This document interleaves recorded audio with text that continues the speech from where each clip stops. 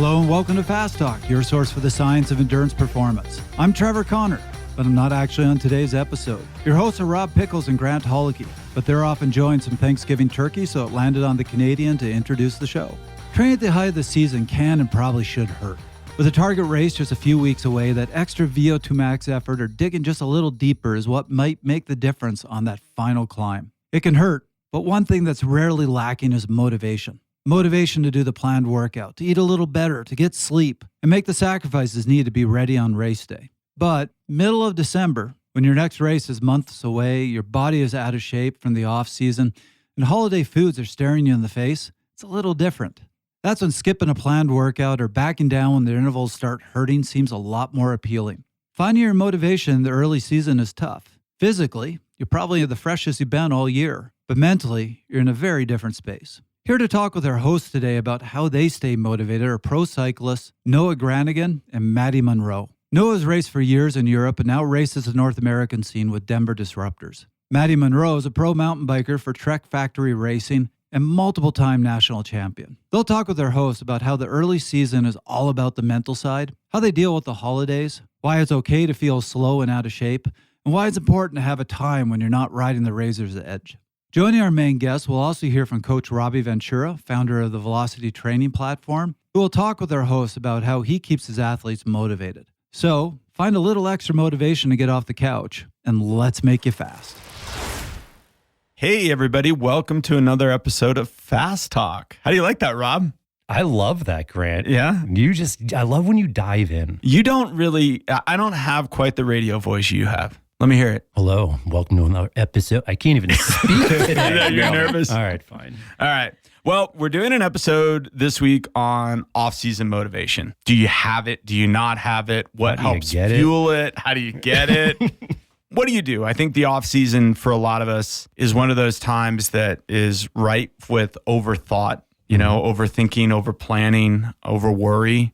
Overtraining? Overtraining even for some people, undertraining for others. But it's just one of those, it's that period of time that gets very unstructured. Even our coaches say, oh, go be unstructured. And it's really hard to know what that really means. We have in the studio with us today Noah Granigan. Noah rides for Miami Blazers. And Maddie Monroe. Maddie rides for Trek Factory Racing. Mountain biker. Yeah, she doesn't do cyclocross anymore. I just want to point that out to everybody listening. I'm angling to get her back on a cross bike. We hope to be back soon. And better than ever. Yes. Yep. So we got a roadie, we've got a mountain biker, and we've got two old guys.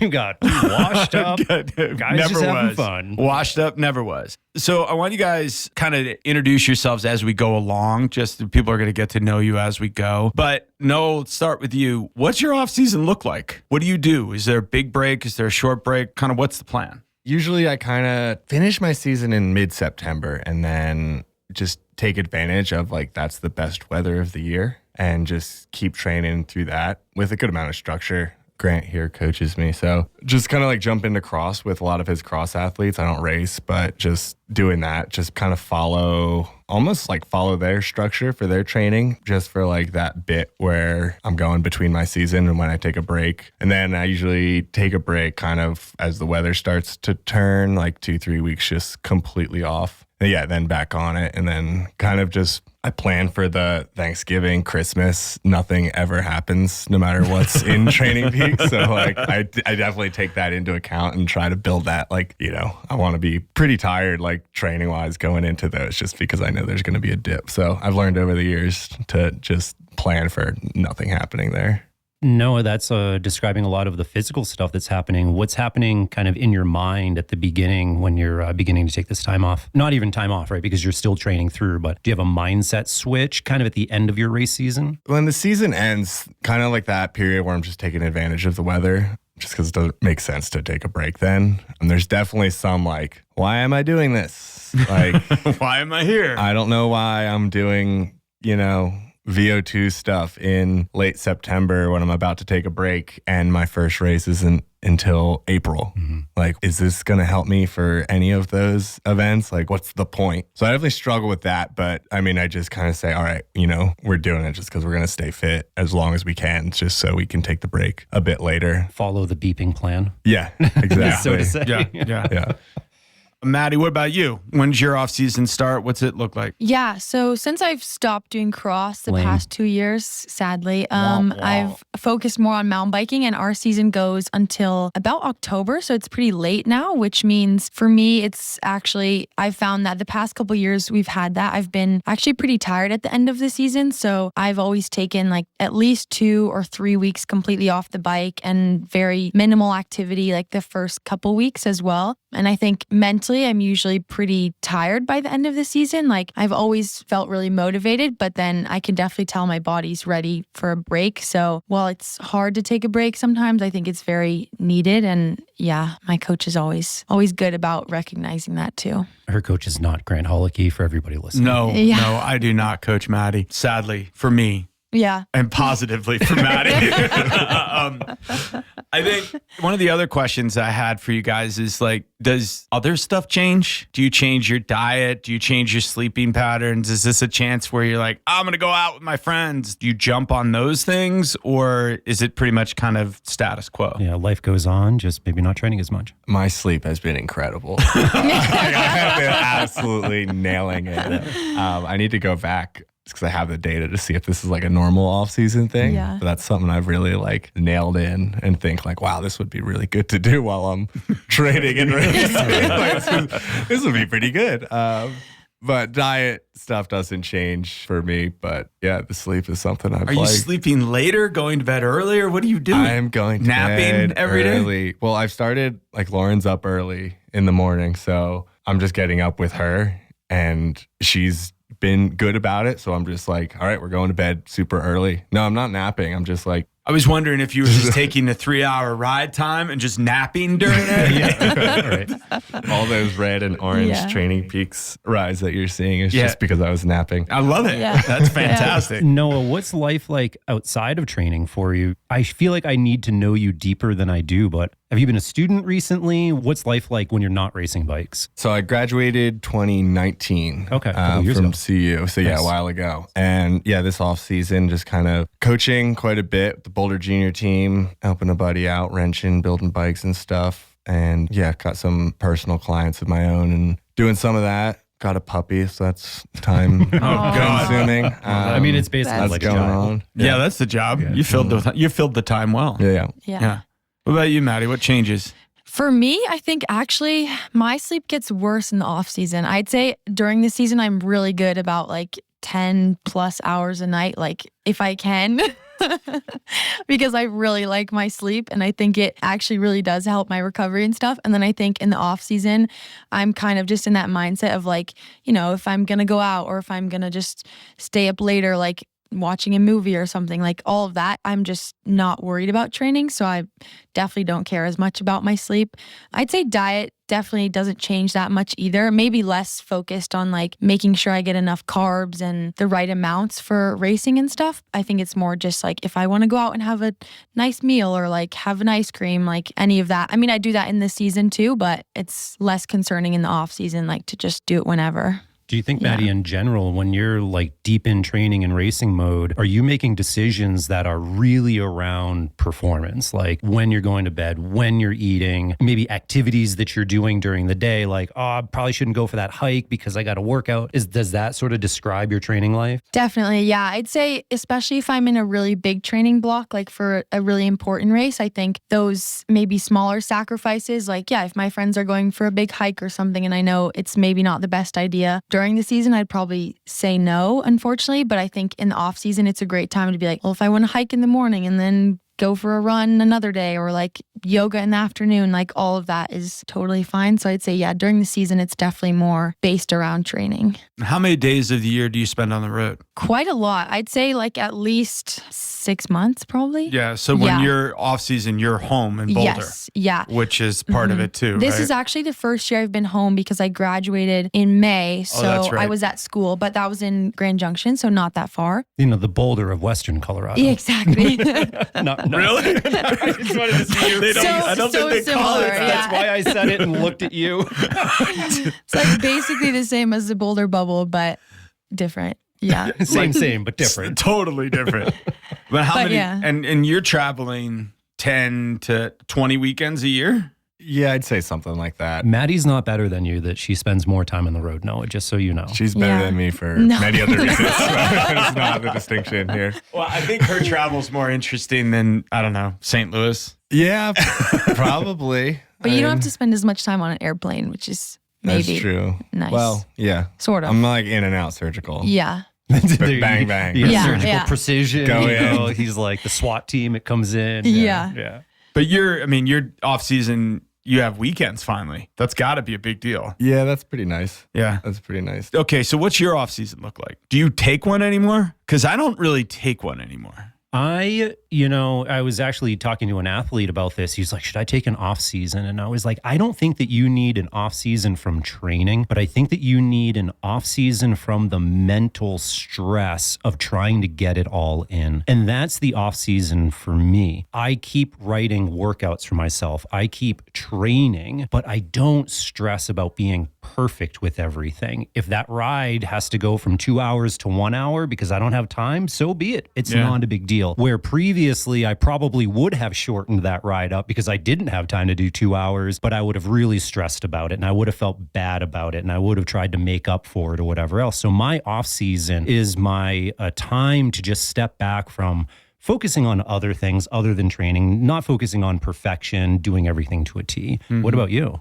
Well, I travel a lot for cross, right? So I'll finish cross nationals, which is my big race. I mean, I don't even know if I can call it that anymore, right? Whatever. But then I go on the road and I'm in Europe for cross through Worlds, which is kind of February 2nd. But I'll still ride when I'm out there. I run when I'm out there. For me, training's as much sanity as it is prep for competition anymore. Mm-hmm. I mean, I can't say that there's that many races that I go to the start line and I'm like really focused. Like, I'm going to really try to perform here. I don't really get that much anymore. I wish I did. I think I almost need to find the event that does that for me again. And it can't be cross because I'm just too busy. There's too many things going on in my mind. Like, how do I get Maddie back on a cross bike? That's usually the thing I'm thinking about on the start line. How do I get Noah to actually race a cross bike? But those, so for me, training throughout the year this is what I do. It keeps me sane. It's part of my rhythm. I really like that. And I fall into that with a lot with my athletes, even Noah and pro athletes. That's part of why, like, if we took him off the bike in September, you're done in September a lot of times. Yeah. If we took him off the bike in September, how do you then ask somebody to just be ripping through October for the next year? That's hard. Can't do it. And so trying to find that balance is really hard. And for masters athletes, like Noah was alluding to with the holidays, we just kind of train up to the holidays and then, all right, go do whatever. And this is a conversation that I have with all of my athletes is, what do the holidays mean to you and what do you like doing during them? Essentially for me, now through the end of December, my mind it's elsewhere. I want to spend time with my family.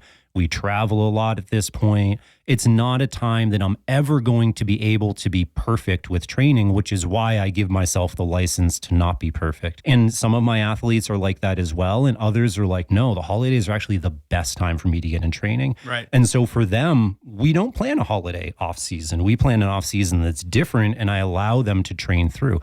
I think that as long as you know what's going to work for the person, they can be amazing come March and April when race season is starting, regardless of what you're doing before, as long as you know far enough out so that you're doing it correctly. One other thing, though, Grant, I want to bring up that plays into this for me personally is I don't race a traditional season anymore. Right. I'm very much an event-based rider at this point. You know, a lot of people know I was training up for Trans Portugal last year. For me, it's more these big one-off sort of things that I'm training for. And a lot of my training goes around what's personally happening with health things with me at the time. So I don't know that I'm the best person, but at the same time, maybe I am representative of a lot of people that are listening out there. Yeah. And you guys, so when's your first race generally? Our first World Cups are in April. But we start probably in March. You'll race something domestically in March? And your first races are March, April kind of thing? Yeah, kind of. First big ones kind of start in April. So we're looking at kind of a chunk. I mean, even in the new year, you have 3 months to be ready to race, which it's funny because depending on who you talk to, people go, 3 months, that's it? Exactly. And I'm sitting there like, 3 months? That's a ton of time. Sounds like a lot. We got a lot of time. Exactly. So what do the holidays look like for you guys? You stay in Boulder. Mm-hmm. So that's a little bit easier, right? Yeah, I'll stay here. And I'm pretty fortunate. Like my family's super into cycling too. I mean, my sister's racing cross and my dad's a big cyclist. So like for us, yeah, family activities are often riding bikes and training. So it's a perfect time for us to go out and ride together. So as long as the weather's good in Boulder. Yeah, which usually it is. And then you travel.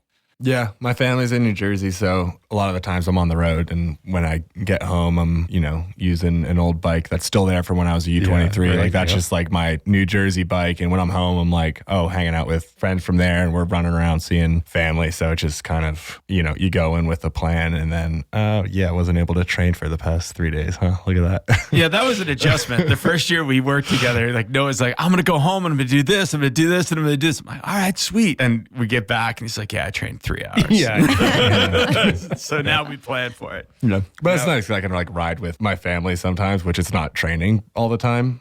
But I'm like taking advantage of like the week I have at home just to like go on a bike ride with my mom on the beach or something like that. So yeah. Well, cycling is a big part of your family too. Mm-hmm. Yeah. So that's a nice way to connect. So off season, kind of the transition here then is the nitty gritty part of this, which I think to me is the interesting part, is how motivated are you actually during your off seasons? Is it hard? Is it easy? We talked about the mental battle. Does the mental change at all? But for some people, the off season is incredibly hard. I have some athletes that it's pulling teeth to get them to do work before the panic sets in, whenever the panic is. For people starting to race in March, like the panic for a lot of them is the end of January. Oh God, I haven't done enough. How does that feel? And how do you keep some of that motivation in the off season? I've kind of learned to ride the wave of when like the motivation comes throughout the off season. Like it's not just going to be, it's going to be up and it's going to be down. Like sometimes it'll be like a snow week and sometimes I'll just be super G'd up and I'm like, all right, I'm on the trainer this whole week and I'm going to smash it.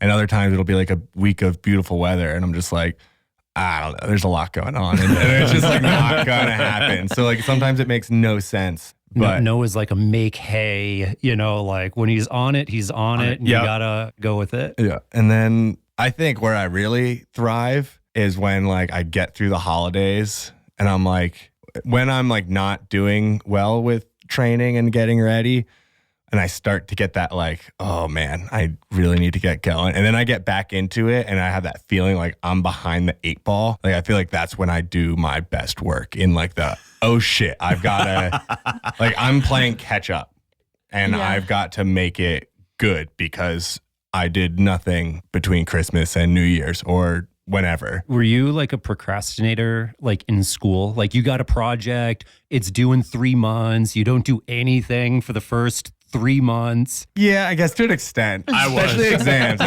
Exams, I'd be like, okay, the entire day before, I'm not doing anything else but like studying for that. Yeah. It would just be like very... You take all that little motivation you could have had each day and you cram it into one 24-hour block the of most very efficient. high motivation. For the record, that's not how he trains, though. I haven't done anything in 3 months. I'm doing a 24-hour day. So for you, it gets easier when there's the sense of urgency. Yeah, when I've got that like, all right, I need to get my together because, it's now January 2nd and now the training peaks count down to, the first race of the year is like, we're under 15 weeks or we're under however many. It's like, all right, now it's time to quit messing around and actually kind of get this work done. Maddie, what about you? And if you could tie it to your study habits, I think that'd be helpful. Well, I'm definitely a little bit of a type A perfectionist. So I think actually my, my coach is like pretty annoyed with me actually because I'm the person that's like 2 weeks into off season and I'm like texting her, okay, can I start training again? Like I'm ready to go. Like when can I ride my bike? And she's like, Maddie, you need to take a break. Like that's what resting is for. And then I'm finally allowed to ride again and she gives me like 2 hours and I'm like, yeah, but is it okay if I ride for 3 or more if I feel good? And she's like, nope, we need to stick to the plan. So I'd say actually for me, I'm pretty motivated when I come back usually. And I think it comes and goes. Like maybe if it's not great weather or like the riding's just not super great in like end of December, it can be tricky. But then for me, what really helps is just finding people to ride with, like groups of people and even like small training camps and stuff. That keeps me super motivated because I just love training with other people. So do you, when you come back to it and you're wanting to do more, is that born of just, I really like to be out on my bike, or are you already thinking about the season and I got to get the training done, I got to get going? I think it's a little bit of both. I think like I love riding my bike and it's super enjoyable and I have missed it a lot in the off season. But I think also there's a part of me that's like, yeah, I'm really excited for race season again. Like I already miss racing and I want to be super fit. And I think for me, especially this year, like I'm going into elite after 4 years in U23. So I think there's a little bit more pressure to be fit and ready to go when the season starts. So yeah. What's changed for you? Has it changed for you, Noah, in the last few years, like motivation wise? Because you've gone from wildlife where you were racing in Europe and you were doing pretty big races pretty early, and now racing mostly crits in the States and your racing starts a little bit later. I mean, 3 years ago, 4 years ago, you were doing, what was it, like in December? Didn't you have a stage race in December or November? Yeah, 2021, we had like a 10-day stage race in early December.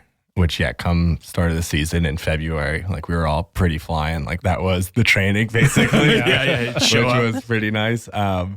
Just get that many race days like in the heat in December. So that was pretty awesome. But I don't know that my motivation has changed just based off the racing. Like the timeline changes depending on when the season starts. I think before it's always just like, you're on a 4-hour ride and it's cold because it's Colorado and it's December and you're just kind of thinking of, all right, that first race day of the year. And like whether a few years ago it was, some race I didn't even know the name of, but I just knew we had like a UCI race in somewhere in Turkey, basically. Or if it's just thinking about Redlands stage 1, it's just like, I feel like that first race day is kind of just like all right, how am I going to win this? And, when it's a race you've done before, not some UCI race that you're trying to kind of imagine how it's going to play out. I think it's easier to kind of have that as like almost like the North Star, just like, all right, race day number 1, you've got the Training Peaks countdown to it. You've got, that's where my mind always seems to go to when I'm miserable and cold and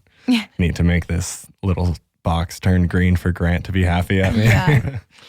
I'm happy at you no matter what. I mean, is that a motivational factor right there? The last thing that you said, make this little box turn green for Grant to be happy.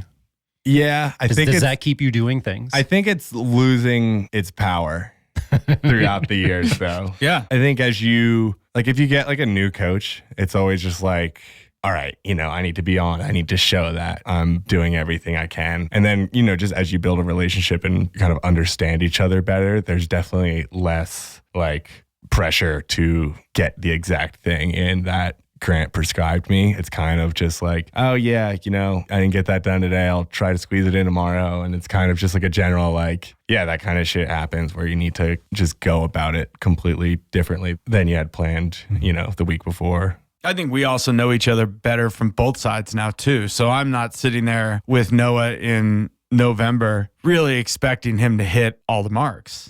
Right. So I might be writing something that feels a little bit more lower hanging fruit. Yeah, I know he can get this done, or this is something that he likes, so I'm going to get that in because that'll almost goad him into getting that training done. I think that's why it's so important to know your athlete through that off-season piece too. Like if they're one of those people that really struggles, you got to get a little creative and find some other alternative things to do to get them going. Right. And if they are type A, self-described type A. That's nice that she came out with that, right? Yeah, we didn't have to say We didn't have to say it.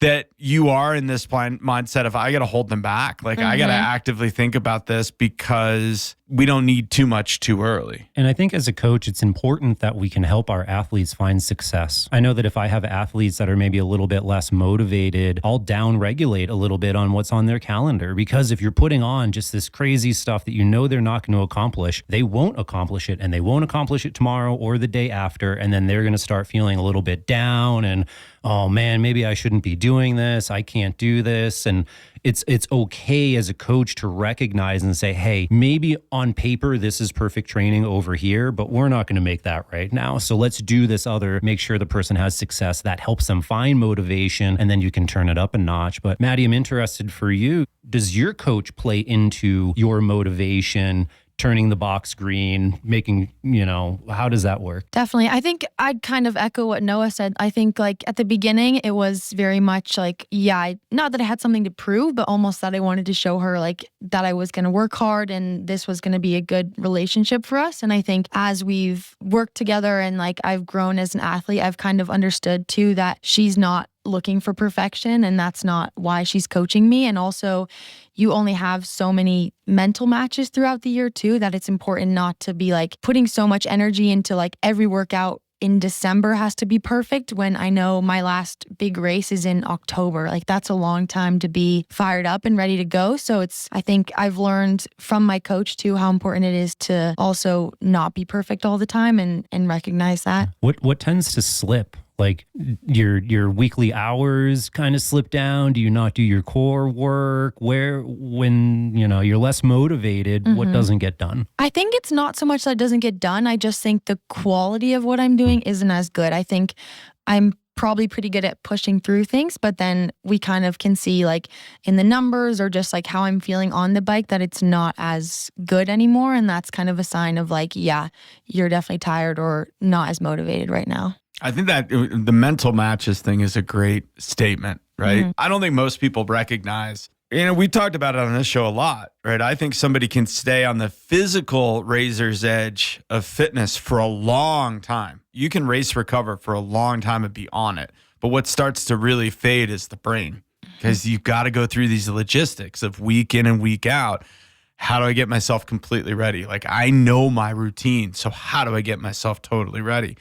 I think that's some of it for you, Noah, is like, I just like cranking here. You've said this to me. Why am I cranking here in December? Like I'm all in December. And the first race I'm going to do is April. And the first race I'm going to do is a crit. Like that gets hard. And I think coaches and athletes, and especially athletes, kind of miss the boat on that a little bit. Like we're leaning in really hard in the places that we might not get a whole lot out of leaning in. If I lean in really hard before the holidays in December, what am I really going to get out of that after December? So I think like just keeping moving becomes super important. When we moved cross nationals mostly for the Masters athletes. From January to December, you're saying? January to December. Not location, but literally it's a month earlier on the calendar. And it's different than the rest of the world. The rest of the world does their cross nationals. Most of the rest of the world does their cross nationals in January. You remember that year we had 2 cross nationals in the same year? 2018, we had 2 in the same calendar year. But the biggest complaint for the Masters athletes was, how do I train through Christmas to be ready in the middle of January? Yep. And I remember sitting there going, why are you training through Christmas? And people were looking at me like I had 2 heads, and we're going, it's a 45-minute standalone cross race. How much do you really need to do? Like hit the trainer a couple times. You're going to be fine. So it's really, where do you burn those matches? Where do you go all in? I burn them when I get a big snowstorm and I get G'd up to get on the trainer in January. And then I'm wondering why I'm not training when the weather's really good. Right. Noah gets like, he's watching last year's crit on the trainer, just railing it out. You gotta ride the wave. Lean into it when it's there. Yeah. No, I think that's important. Lean into it when it's good and then kind of ease off when it's not so good. There's a lot of ways that coaches can motivate their athletes in the offseason. Let's hear from Robbie Ventura and how he motivates his athletes. To me, motivation really comes down to working out consistently. I think it's a fallacy to think that we get motivated just because, we start doing things, we start improving, we start growing. That's what creates motivation. And to me, the off season is about, the motivation comes from an increase in strength, an increase in durability. If we are growing and getting better at something, it's a lot easier to stay motivated. The other component is to make sure that there's a human element, there's an interaction, there's a group type activity that keeps people motivated. If you're going down in your basement and doing VO2 intervals and strength training all by yourself every single day, I can understand how that could get old. But I think it's important once, maybe even twice a week, to work out with other people, both from a strength training perspective as well as an indoor cycling perspective. I think motivation comes from consistency over time, and other people that are showing up helps us become more consistent.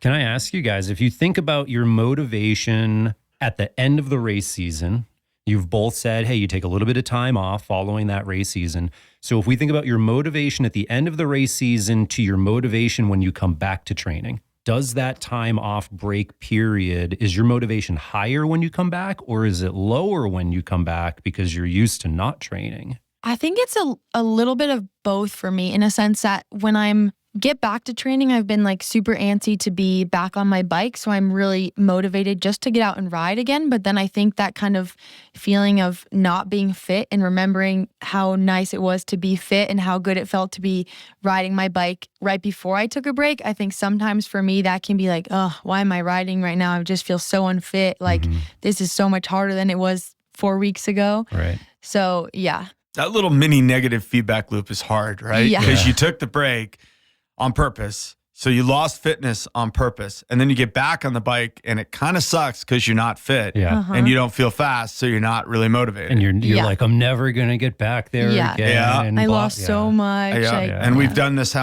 we've done this a lot of time. more than they have. I'll tell you that. No, what about you? Yeah, I'd say before the break, it's kind of like a decompress time. Okay. Like I'm training, but also still kind of usually like just timing wise, that's usually like figuring out what next year looks like for me. So like usually I don't have necessarily like everything dialed and I'm like, all right, this is what I'm training for next year. So it's kind of just like, all right, I'm going hard doing, cross with Grant and the Forever Endurance crew. And it's just like, all right, we're just going hard because it's fun to go hard kind of. And then, yeah, usually next season is ironed out by the time I'm coming back from the break and I'm starting, not panic training, but I'm like, all right, You have something you're behind the training 8 ball, for. Yeah. and I know exactly what next year is going to be, what the big goals are, and kind of how to attack that. So it's kind of like before the break, it's still looking more at like this past season, I feel like. And then, there's just like a hard, all right, now we're looking forward once I'm back on the bike. Yeah. I remember vividly when I was racing triathlon and I had a very structured thing. I was a quote unquote professional triathlete. We'd finish Maui, Xterra Worlds, and I'd stop and I'd take a week off. And by the end of that week off, I was like, this is amazing. Nothing hurts. Nothing's sore. I feel so good. I get out of bed in the morning. It's awesome. And by the end of the second week, I feel fat. I feel out of shape. I feel slow. Like for me, that first week was super easy to lean into the off season or that break. And that second week got really hard. Like I would really start to struggle and I really wanted to get back to it. Didn't necessarily mean I came back to it and was like all in and I was great about it, but I wanted to get back to something because I started to not feel like myself. And it was always interesting to me that split came so fast because I went from going, oh, I feel like a better version of myself to, oh, I feel like the worst version of myself. Because I've been an athlete since I've had structure season-wise since I was 8 when I was swimming. And, you'd have these structured off seasons as a swimmer. And so I've been doing this for so long. It's weird to get into a point now in the last probably 5 or 6 years where I don't have that structured off season. Off seasons work, right? Like I'm in Belgium and I'm trying to keep up with some of these guys riding cross courses that are like death on a stick. So bad. Like I'm trying not to die at 51 and end up in a Belgian hospital.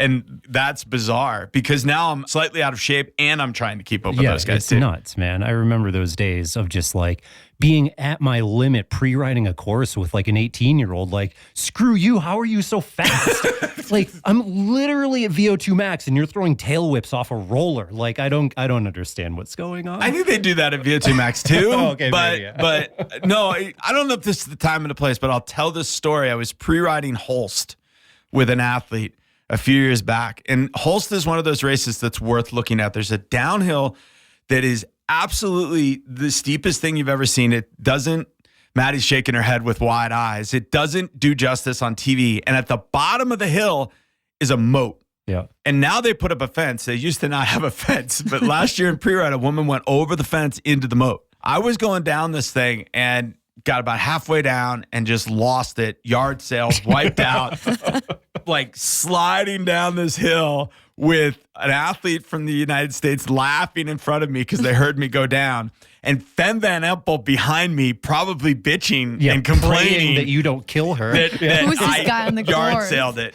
But so much of that is even the mental piece of being in the off season. If I'm in the season, that kind of a downhill is something that I'm a little bit more used to from racing.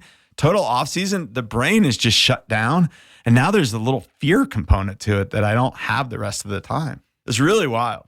Something you guys were talking about, Grant, you're like, okay, after 1 week, I feel like a good version of myself. And after 2 weeks, and when I'm working with athletes, I try to sprinkle this in throughout the season, even during the training season, right? Where we have a recovery week that is down enough that they're so antsy to get back on the bike because it really feels like you haven't done or accomplished anything.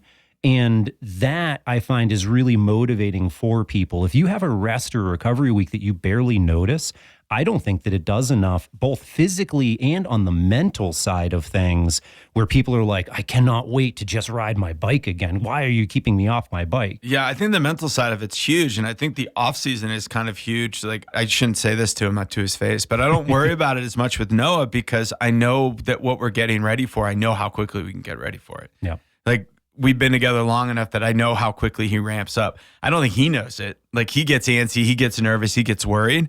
I'm like, we got all kinds of time. I'm not really worried about this. And so I almost ride it out until that panic training, like that oh shit moment that he has comes in. And I'm like, sweet, let's ride it. Let's roll here now. Let's go. Now I'm just going to be like, Grant said I can ramp up faster. So it's not going to hit me till mid-February. Whatever, dude. fine. Yeah, I know This year's different. you get antsy way too early. I know that. Be like, no. Yeah. I think that's true, though. It's like when you take that break long enough that, I mean, you're going through it, Maddie, with Yeah. yours, right? Like Totally. getting to that place of like, okay, I gotta go. I gotta go. But I think it's kind of counterintuitive because I think the sign of a good off season and a mental break is like you come back to training and you're like, oh my gosh, this is so hard. I'm so tired. Like, why did I lose so much fitness? And I think that means you did a good job in the off season, like actually giving your mind and your body a proper break. Yeah. And for me, the motivation thing is interesting where oftentimes it feels like we know what we have to do. And then we have a natural state of our ability to do that. And the further apart those two things are, that's sort of motivation that fills in that gap, right? Mm-hmm. And I know, like, for me, it's funny, in the wintertime, I think I just spent a lot of time talking about not being motivated sort of in the off-season time. But when I do come back to training after the holidays, January, as people know, like March is the snowiest month in Boulder, right? Yep. We just get pounded. December isn't too snowy here, but come March, when you are training, we get these big snowstorms. And so I spend a lot of time riding in a detached, uninsulated garage that I have to shovel my way to get to, right? I am highly motivated to get on that trainer and get my training in. But there's all that motivation I'm taking to put into this effort, into this situation, that sometimes when I make it through my event, it's like, whew, I just poured so much into training for this through the off season that then I don't have the motivation in the middle of the summer when the weather is nice, when things are easier, when I'm not really tuned up and turned on to make things happen. Well, I think that's really important to know the ebb and the flow of your schedule too, right? Where do we put that mid-season break in? I think that mid-season break's crucial. Like, we go through a high for the roadies, it's right after Nationals. And Nationals is fairly early on the road. And then we can kind of, okay, let's take a moment, decompress. But I think, Maddie, I think you're really right. The sign of a good break or an off season is, okay, I'm ready to go. And, I feel like I've lost a little something. Because it doesn't take, a week off the bike, you'll lose some of those natural painkillers. You lose some of that feeling. It feels a little awkward. And you haven't really lost fitness, but you've lost feel. And you've got to get back to that feel. Coaches, this is Susie Sanchez. I'm the Director of DEI and Membership Programs for USA Cycling. Did you hear that USA Cycling is shaking up our coach education program? In April, we announced that coaches need 6 CEUs by the end of this year to renew their license. Learn more and get started on great coaching education courses from Fast Talk Labs at learn.usacycling.org. So let's shift a little bit, playing off what Rob's talking about with the snow. What different activities do you guys do in your off season? Like, does training come back right to the bike right away and only the bike? Do you do a little more running? Do you use some skiing? Like, what do you do that's different? I definitely do some skiing when I can. I love skiing. So whether it's like downhill skiing or some backcountry skiing, I'm all for that. Definitely incorporating that in. A little bit of running and hiking, but not too much. And then some time in the gym too, I think is definitely a heavier gym season in the off season. And Maddie, correct me if I'm wrong, you were a competitive alpine ski racer prior to being Yes. kind of a full-time bike racer. Yeah, I was a downhill ski racer until I was 15, I think. Yeah. Because I remember you started cross when you were 17, Yeah, 16 in exactly. that range. And I remember cross nationals in Louisville. You were with one of our coaches, a guy named Michael Robson, to those who are familiar. And, you know, it's kind of like Maddie's first cross nationals, and it was really muddy. And Robson's like a very good technical rider. And he was like, okay, Maddie, I'm going to go down this hill really fast. And you're like, okay, coach. And he's like, it's going to be real fast. You're like, it'll be fine. You know? And it was like, that's right. She's like used to hurtling down mountains at 60, like we're going 20 in the mud. Yeah. It's no big deal. You know? Yeah, he's always like, no brakes, no brakes. Yeah. I'm like, okay. Yeah, no problem. This is softer than snow. Yeah. Are other people breaking? So what about you? Did you mix things up? Yeah, I get in the gym, start doing, body weight stuff, and then work my way into like actual weights. And in the off season, your body weight's higher, so it's a better workout. Exactly. True. Exactly. But yeah, that just naturally dies off once the season starts, just because, I don't know, the way my schedule is, I'm just never in like one place for very long. So it's just the logistics of keeping that up with that schedule, I'm just not very good at. And then, do some running. Grant tries to get me to run. He left a great note last week when it snowed. It said, not a big snow runner. And there's just nothing on the road. All right, good to know. I guess we're not running in the snow. Not a big snow runner. Well, it was cold. I mean, I think it actually said, not a big snow running guy. Like, this is just a global statement. Yeah. It's just never going not to who I change. am, Grant. Outside of my You can't expertise. change it. I'm from New Jersey, man. Grant, you've been running. I run year round. I run the kids to school. So That's why you were doing doubles the other day. I noticed you had kind of 2 runs in a are day. you stalking me? Strava Dude, stalker? Strava, you're popular on my Strava feed. No, I run almost every morning because I have limited time in the afternoon. So the run is like this little extra cardiovascular piece. But in the off season, I run a lot because I tend to be in Belgium. Yeah. And from Sittard, there's great running right out the USA Cycling House door. And if we're going to a race or we're doing this and that, I'm not going to be on the bike. So I'll just run and get that in. And that's something I've done for years as a coach. And between sessions of swim meets, I would get out and go for a 20-minute run because it always made me feel better than a nap. I'm always motivated to run in Europe. I think I have more running miles in Europe than I do in the U.S. There's just something about running around those cities and trails and stuff. Well, it's that's cool awesome. in Europe, man. There's like, especially in Belgium and the Netherlands, there's little trails everywhere. There's little farm roads everywhere, and you run on them, and everybody's out walking their dog or walking around. It just feels more normal than it does in the States. I mean, in the States, you're on roads or sidewalks. It just doesn't work as well. Also, in the Netherlands in January isn't really the best riding weather. If you're not What do you mean? really It's pumped up for a awesome. cross race. So much fun. Noah's right. You know, you typically look out the window and at 8 o'clock in the morning, A, it's dark still. Yep, still B, it's Raining. cloudy. And, you know, Scott Funston, who's a cross rider for Cervelo Orange Living and one of the U.S. riders, he always talks about the different types of rain. Like there's about 50 different types of rain we were going through last year. It's like light mist, mist. Grant, this is torrential mist, man. Like, is this rain? He goes, no, it's not rain yet. It's obviously mist, but it's torrential mist. Oh my God. But it's much easier to just kind of go for a run in that than to get everything on. And when I'm in Europe, the mechanics are taking care of my bike too. They have enough to do, so I don't want to wreck my bike. So I tend to go for runs. This weather is an interesting X factor because Noah seems like he's real motivated when the weather gets bad. I think like most people would be the other way around. Not to run. Not to run. He's not a big, To go not on the a train. big Yeah. snow running guy. No, there are definitely like snow periods where I'm just like, oh, I really got to do. Yeah. But I don't know, that was just more a comment about sometimes it doesn't make sense when it hits you. Yeah. You know, sometimes it'll snow and I'll just be like, oh, I just want to go skiing this week, but not as like this is my training, just because, I'm not snow. really pumped up for a week of training right now. And I'm just going to go skiing because there's snow and I don't want to train as much as I otherwise would. So yeah, it's kind of just all over the place. Speaking of the trainer, people have strong opinions of the trainer. So are you guys trainer folk, or are you, I will put everything I own on and I'll find a way to go outside? I'll put everything I own on. I hate riding the trainer.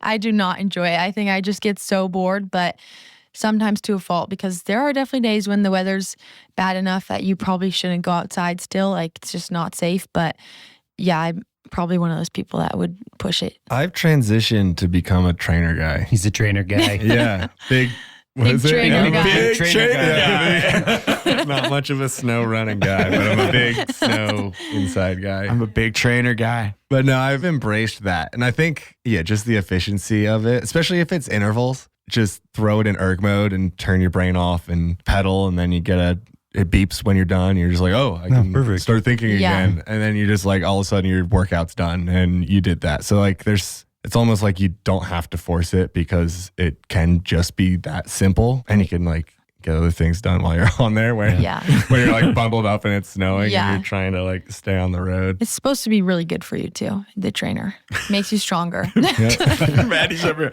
I've heard it's good for you. I wouldn't know. I wouldn't know, but I have heard. There are aspects of the trainer that are really, really good for you. Yeah, it goes both ways, right? Yeah. I run out and rode last Friday in Boulder when the snow started and shouldn't have. Yeah. You know, it was one of those things where the other guy started at 9. They met me at the house at 10. We're kind of like, okay, maybe we can pull this off.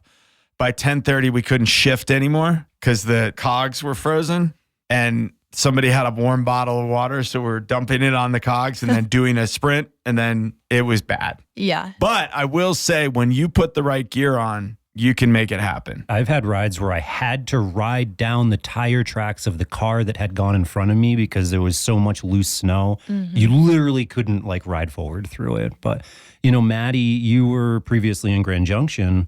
What was the ease or your ability to sort of execute there in the wintertime versus here in Boulder? I'd say it actually wasn't too different. I think there's a little bit better weather down there. Like, it definitely would get rainy and cold some days, but we also had access to a really good room with trainers in it on the cycling team at school. So it was actually really easy to just jump on the trainer there too. And I was still racing a lot of cross then. So the weather like didn't really affect me either, or the type of training I was doing. Right. I mean, you did a lot of riding when you were still in New Jersey. I mean, you've been out here for ages, right? But what was the winter training like in Jersey? Kind of like Netherlands in January. No, it's, not much snow, not as much fluctuation. Like Boulder, it'll be beautiful. Right. You can ride without gloves for 2 weeks straight, and then it's going to snow 2 feet, and you're on the trainer for 4 days, and then it's beautiful again. So there's not those major swings. It's kind of more just like steady, Yeah, it gets darker and colder, like still sunny. Like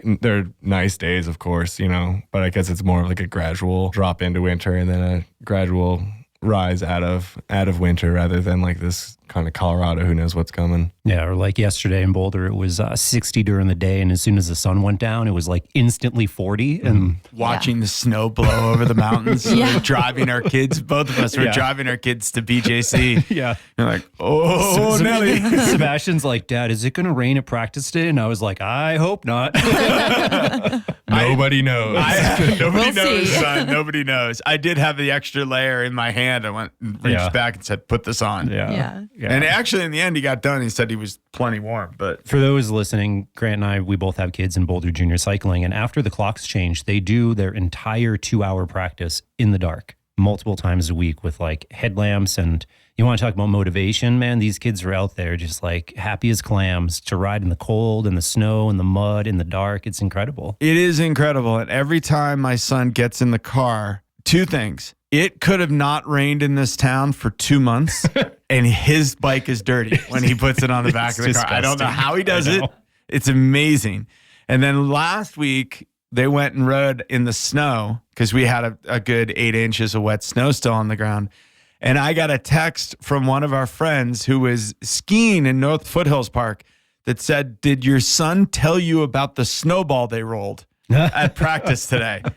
And I was like, no. He said, ask him. It was as big as him. That's awesome. They rolled like a 5-foot snowball at practice. But I will say that there's a lot to be said for that. I mean, growing up riding and racing your bikes, both of you guys in different places, you get kind of used to crappy weather. I mean, cross does it for you too. And you were an alpine ski racer, so you get kind of tough with that too. I didn't. I grew up, anything that I did in winter was inside. Now, I was also upstate New York, so you couldn't go outside. It was too cold and too snowy.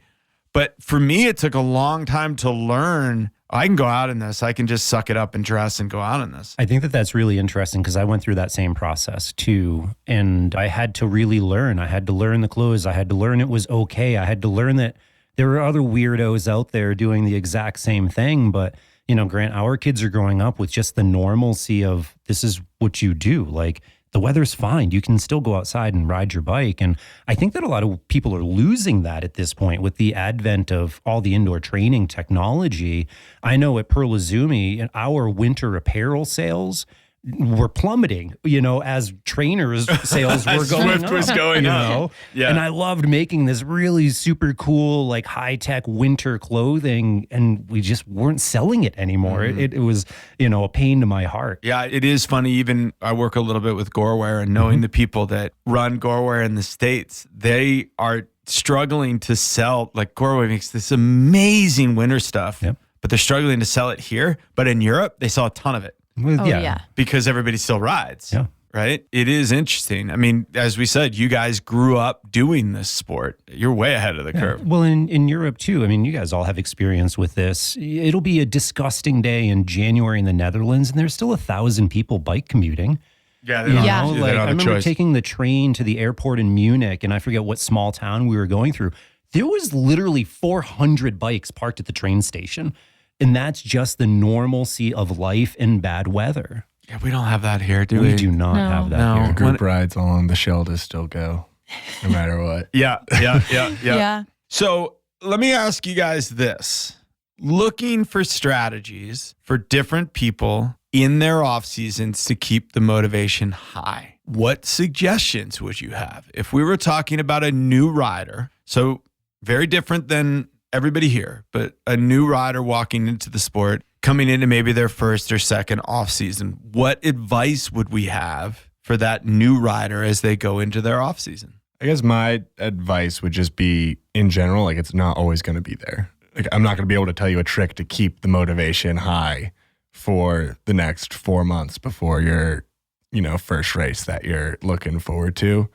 And I guess just understand that. And it's not going to be a perfect run in. Like, no one has a perfect run into every race. And so, like, I think once you kind of have an actual, like, understanding and you've kind of, like, really come to terms with that, I think it's a lot more manageable to, tackle when it comes and goes. So just, I'd say that's the biggest thing to understand. And then, when it's there, lean into it. And when it's not, just be ready for when it comes back and hit it again. When it's not, make your bad days as good as you can. Yeah. And ultimately, you're sort of talking about perfection standing in the way of progress, right? Mm-hmm. It's not going to be perfect. Don't worry about being perfect. Make progress where you can. How do you do with that, Miss Perfectionist? Self-proclaimed. Like what Noah said, I think it's honestly sometimes probably if you're forcing that motivation, it's probably going to go backwards on you and make you less motivated in the long run, like when you need to be. But I think it's just important to, if you're the kind of rider that does well with setting goals, I think reflecting on your season that you just came out of and also setting a couple goals that you want out of your next season, and then kind of smaller, like progressional steps that will help you get there. And I think that can help you have more short-term motivation for the off season. Like, okay, one of my goals of this off season is to work on this or to get this out of my training, but it doesn't have to be some grand thing like focused on racing. I think it's okay if some days you're like, you know what, I want to go for a run today instead of riding my bike. Like, that's probably totally fine. Yeah, certainly. So finding a little bit of balance and not forcing it, I think is important. I really like what you just said in terms of creating the plan for the off season too. Like, this is something I don't think a lot of athletes do. And Noah, you talked about it a little bit too. Like, I'm going to keep training till this point, and then I know when the holidays come, there's a plan for this, and then I'm going to hit this mark, and then I'm going to hit this mark. I really think both those points are fantastic, because as we take the break and then we move into that next piece, what do I know it's going to feel like, right? When we get back on the bike and we don't feel good, are we completely depressed and down on ourselves because we don't feel good? Or are we able to go, I was kind of ready for this. I knew it was going to happen. I'm going to give it 2 weeks. And after 2 weeks, I expect to start feeling better, right? Then move through that progression. Goal setting, goal attainment. Yeah, we set that goal for way down the road. But unless we've established a path to get to that goal, it's really easy to get lost. Definitely. Rob's over there smirking at me. Yeah, you're not wrong, man. And You are not wrong. So I think that's a really good off-season point, especially for the newer athlete, is kind of be ready for how this is going to feel and go from there.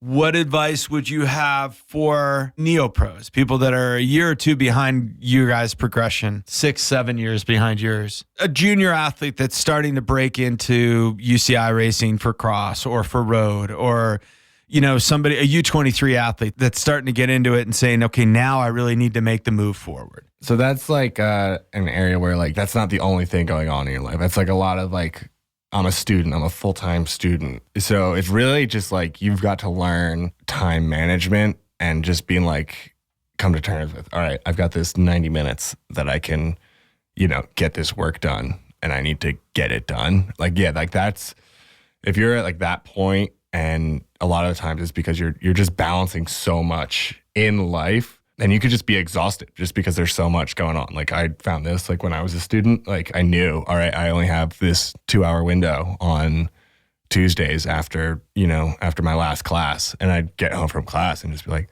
I'm smoked. Like I was up late doing homework and I've got this 2 hours and I know I need to like get this work done, but this isn't happening. You can't do I'm just going to sit on the couch for 5 minutes because 5 minutes turns into 50 real fast. Yeah. And then it's over. Yeah. No, I think that's good. Totally. I think I would actually really agree with that, especially when I was a student and balancing off season and even just getting back into training. It can be really hard to and I think my coach was really good at recognizing that too, is some days the mental stress of going to class and doing your schoolwork and studying can be almost just as tiring, if not more tiring than doing a 3-hour ride. Mm-hmm. So I think it's important to, maybe you're doing less hours when you're in school, but it's more quality over quantity at that point. And I think something that really helped me when I was at that stage was finding people to ride with. So like finding whether it was like collegiate practices or like group rides and just kind of surrounding myself with people that were also in the same boat and could really relate to what I was trying to do and accomplish. And like then I could have people to kind of lean on and help me motivate if I wasn't feeling that all by myself. Yeah, I think another great strategy for people too, obviously time management is really important, where if you can free up some easy time in your day, then you need less motivation to actually make it happen. And to continue with that theme, anything you can do to make training easier. If you have a bike that you can put on the trainer and leave on the trainer, then great. You're more likely to get on the trainer than if you have a bike that's dirty in the garage and you don't want to, getting your clothes ready, making sure your bottles are ready before you go to class or whatever, so that you can get back and you can get right into it. Anything you can do to make your life easier actually means you need less motivation to accomplish the things that you need to accomplish. That's huge. I'm already paying for Zwift. Might as well use it. Well, only when it's snowy though. But for me, I think that's where I use the trainer. Mm-hmm. And I was walking downstairs on Monday here and it was a 60-degree day. Mm-hmm. And my wife turned around and looked at me and went, "You're going on the trainer? It's beautiful out." I said, "I have 45 minutes. Yeah. I have an easy spin, and I want it to take 45 minutes. 100%. And if I go outside, it's an hour 15. Yeah. I mean, it just is. That's just the way it's going to go. Because it's 60, but I still got to put on more clothes. I still got to get the bike ready. I still got to do those things. So, yeah, leaning into what works when it's in these places. And then like, oh, okay, I don't love the trainer, so how do I make the trainer better? Mm-hmm. And inviting people over to ride the trainer next to you, or putting on a movie, or Noah's apparently doing other things when he's on the trainer. I don't know how he's going hard enough, but he's doing other things. Rest periods when I'm resting. I think by other things, he mostly means scrolling Instagram. Scrolling, yeah. But yeah, so I think that's a big deal. Rob, I want to finish with you a little bit on this. For masters athletes, what's your advice in the off season to keep the motivation going? Yeah, definitely, Grant. 3 out of the 4 of us in this room are affiliated with Forever Endurance. What? Don't do it. One of the mottos with Forever Endurance is find your why, right? And I think that that's really important for people is, why are you involved with this? What do you love about riding? Use that to motivate you. Use that to channel that energy that you have. And we spend so much time throughout the year focused on the minutia that this is the time to take that step back and look at the big picture. Right? You're beginning to think about events that you want to do next year. That's motivating, just your love of the thing. Heck, get on and do some VO2 max intervals if that's what you love doing. It might not be the perfect training for December, but if that's what you like, if that's your why, then that's the stuff that you should be doing. And I think that people run into problems when they're doing the I have tos, not the I want tos. And the I want tos are really important. The I have tos are super important in July.